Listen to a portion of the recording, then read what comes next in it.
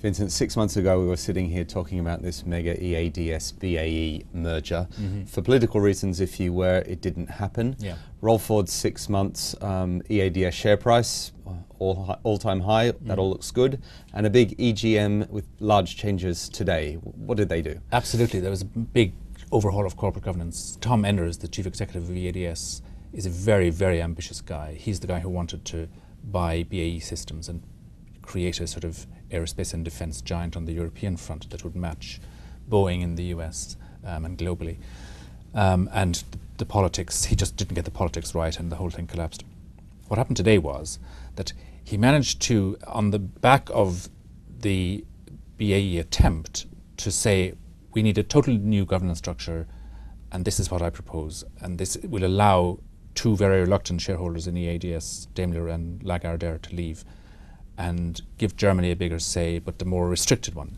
And he has achieved all of that today with a new board, corporate governance overhaul. He has a share buyback in place. I mean, he has actually achieved a lot. It's a big day for EADS, I have to say. Impressive stuff. So in a nutshell, Daimler sells down, that goes to Germany. Lagardère stake sells down, that goes to France. Spain out as well. Free float goes up.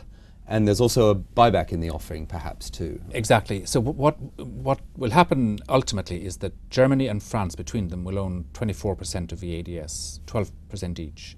That compares to 22% for Daimler today and about 7.5% for Lagardère. So there's a bit of musical chairs going on there between Germany and France. Spain will have 4%. So that's 28% for the three states, effectively.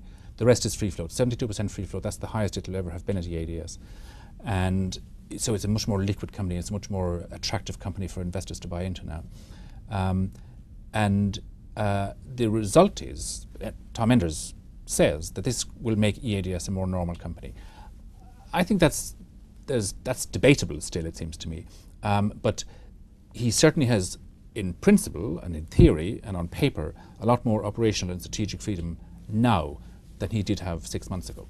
Well, that's a pretty impressive turnaround from the gloomy mood around the stock 6 months ago. Thanks very much for that update.